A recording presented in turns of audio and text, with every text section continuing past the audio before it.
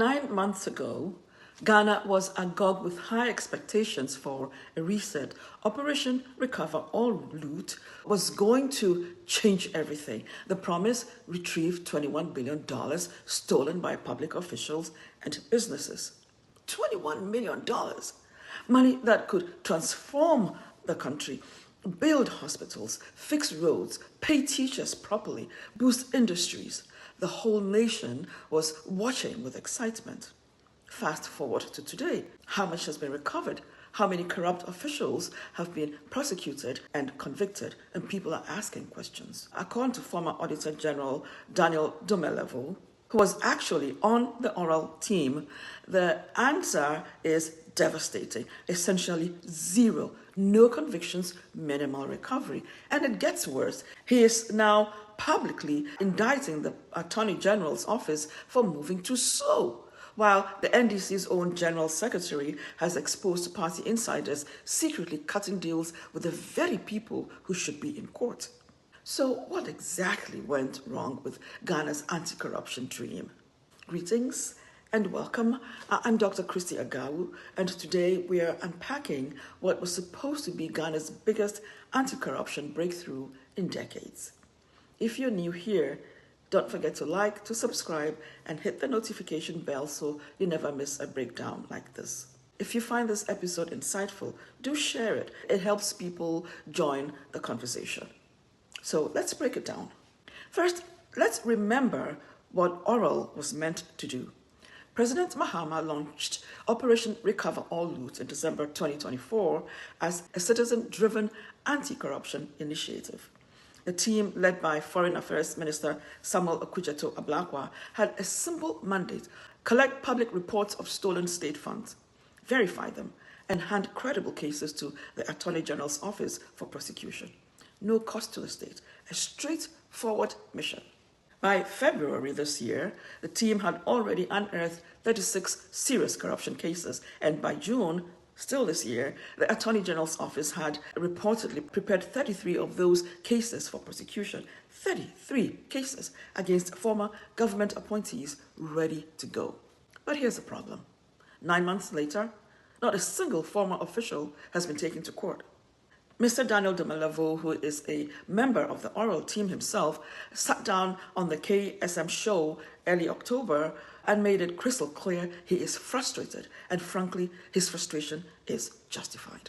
But wait, before we get into Domelevo's main critique, there's something even more shocking that came out about a month ago. In early September, the NDC General Secretary, Mr. Fifi Kwete, made an absolutely stunning allegation at the conference of the Association of NDC Lawyers. He pointed out that some NDC lawyers and party members are secretly cutting deals with the very people being prosecuted for corruption.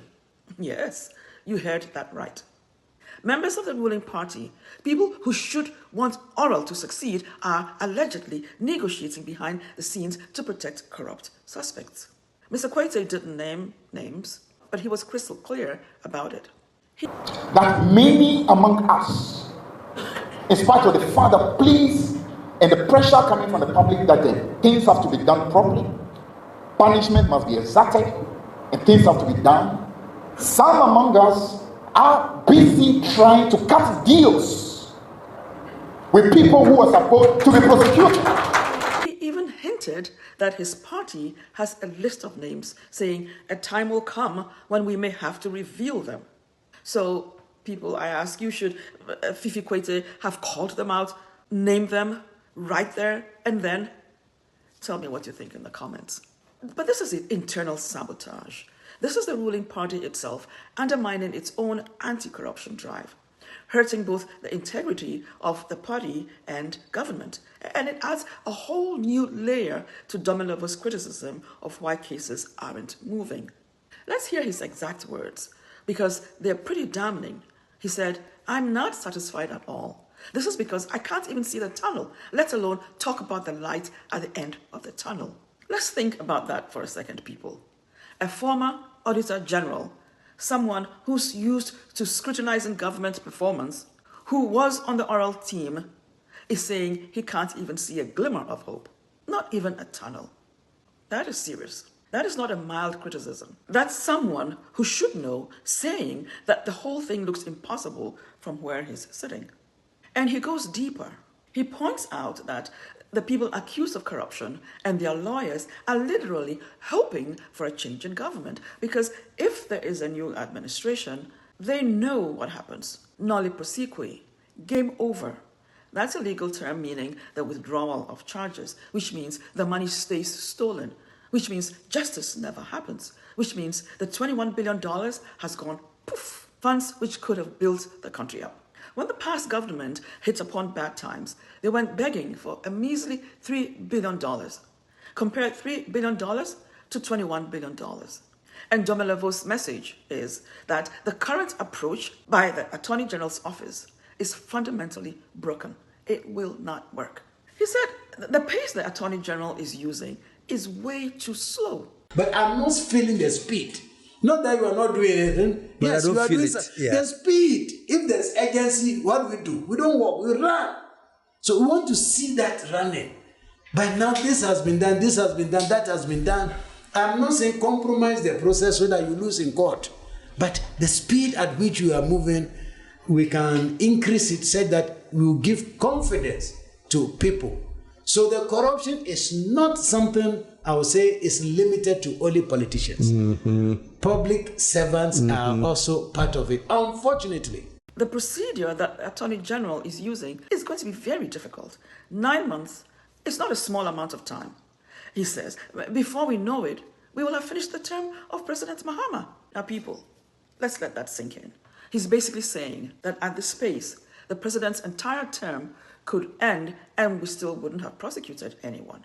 Just think about the optics of that. Oral was supposed to be the flagship anti-corruption program of this administration, and if it produces 0 convictions over 4 years, what does that say about the government's commitment to fighting corruption?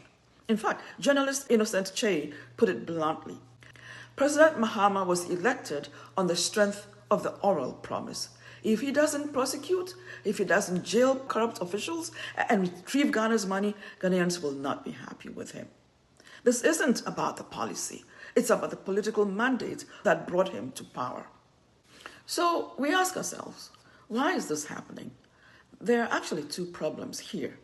The first is what Mr. Domelevo highlighted.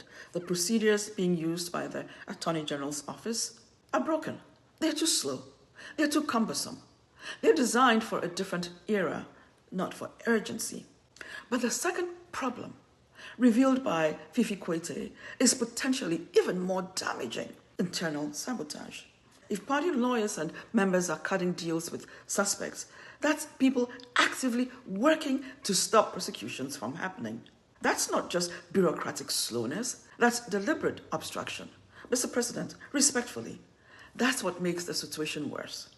Mr. Kwete warned that the people cutting deals will likely turn around and blame the Attorney General's office for being inefficient. While deals are being negotiated behind closed doors, publicly the narrative will be, AG isn't doing their job. It's a perfect cover for sabotage. You slow things down from inside, then blame external factors for the delay. And let's consider this, people. Oral has done the work. The cases are documented. The corruption is real. The Attorney General's office has 33 files sitting on his desk. But if the Attorney General is facing pressure from both bureaucratic constraints and secret deals from within the ruling party, what chance does he really have? This isn't just a case of insufficient speed. This would be a case of insufficient will and insufficient integrity. So, what's Mr. Domelevo's solution? He's calling for something radical, new laws. Specifically, he's pushing for Ghana to enact legislation that sets specific timelines for criminal prosecutions, just like in advanced democracies. Not vague timelines, but hard deadlines. For instance, he says a deadline could be, you must finish within 3 to 6 months, that sort of thing. His argument is straightforward, though. My people, if judges knew that they have 4 months to complete a trial, and if they fail to meet that deadline, the case is automatically dismissed, probably they would be motivated to move and fast. Now, this idea has actually picked up support. Legal practitioner Mr. Martin Pebu, who also worked on the oral team, publicly backed Domelevo's call, saying other countries have proven that this works. But Domelevo goes even further. He's also suggesting reforms to prevent unnecessary appeals, which accused persons use strategically to delay proceedings. The idea would be you can't appeal substantive issues while the main case is still ongoing. That cuts off one major avenue for delays upon delays. These aren't wild ideas, they are common sense reforms used in functioning legal systems around the world. So, what's really at stake here? Oral represents President Mahama's promise to the people of Ghana that corruption would finally face consequences, that stolen public funds would be recovered, that the days of impunity are over. But promises mean nothing without results. And right now, 9 months in, the results are essentially zero. Zero convictions. There's been one case where funds were recovered. Former Finance Minister Dufour, whose bank collapsed, paid 60% of what was lost. But even that's been criticized as a soft landing. Domelevo himself said 100% should have been recovered, plus additional penalties. So even the one recovery we have is being questioned as being too lenient. The Mr. Fifi Kwete revelation adds another troubling dimension. If internal players are cutting deals, then oral isn't just too slow. It's compromised. It's not anti-corruption. It's just political theater. If it is not political theater, then Mr. President and his Attorney General must show that this is not the case in both word and deed. As it stands, if this pace and these tactics continue, oral will become just another initiative on paper, but delivered nothing in practice. And that sends a message. Corruption pays. Connections protect you. The system will stay rigged, and the people can see. Mr. Domelevo's message is clear. Something has to change, and it has to change fast. Whether that's through new laws, new procedures, or new urgency from the Attorney General's office, Ghana can't afford to let oral become a symbolic gesture. The cases are ready. The evidence is there. The question is, does the government have the will to prosecute?